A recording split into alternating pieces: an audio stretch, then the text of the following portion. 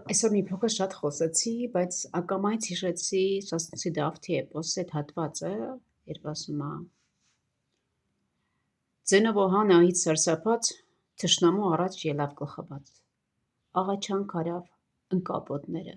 դու եղիր ասավ մեր գլխի տերը, ու քո շվաքում քանի որ մենք կանք քո ծառան լինենք, քո խարջը միշտ տանք,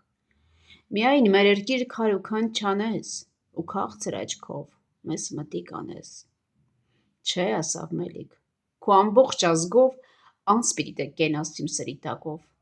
որ էգու ծելոր ինչ էլ որ անեմ ոչ մի սասունցի, իսկ հիմա հայաստանցի թուր չառնի իմ դեմ, գնաց Օհանը բոլոր բովանդակ, ներկայիս Փաշինյան Նիկոլը բոլոր բովանդակ, Սասունը բերավ քաշեց թրի տակ, միայն Դավիթը ինչ արին մոտ չեկավ դժման Մելիքի թրին, եկան քաշեցին թե զորով տանեն, թափ տվավ մարդկանց գցեց դեսուդեն, պետք է սպանեմ էս փոքրիկ ծուռին, թագավոր Մելիքն ասավ իրեն մեծերին,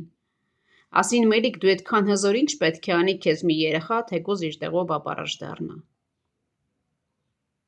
Եվ այդ Սասունցի Դավթի էպոսը այսօրվա մեր խոսքն է, Ձենով Օհանը այսօրվա Նիկոլ Փաշինյանն է,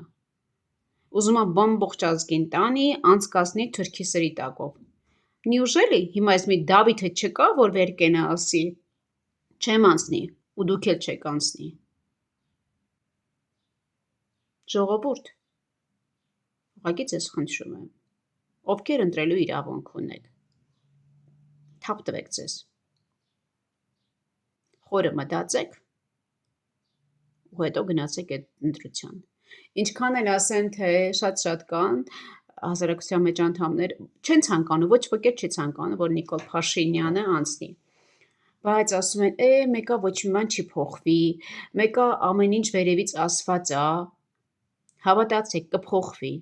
եթե յուրաքանչյուրս, անկեղծ եմ ասում, եթե յուրաքանչյուրս գնանք ընտրության, հաստատ կփոխվի, որովհետև անգամ ինքը տեսեք, ինքը ուզում էր անգամ որ շահամալիրը քանդեր, դա փորձ էր, դա առաջին փորձն էր և հասկացավ, որ ժողովուրդը ոտքի է կանգնում, իբր վերականգնողական աշխատանք այդ երկու քարը ծուռ ու պրտիկ դրեց տեղը, դա ուղղակի առաջին քայլն էր, սովորեցնում էր, հարմարեցնում էր մեզ, մի անգամ քայլ արեց հետ կանգնեց, որ մի անգամ ավելի ուժեղանի այն անգամ, այսինքն եթե չվախենար ժողովրդի ձայնից, կքանդեր, դրա հետևություն, որ ձեր խոսքը, ձեր քայլը արժեք ունի, մի վախեցեք, գնացեք ընտրության ու մի ընտրեք Փաշինյանին ու իր ոհմակին։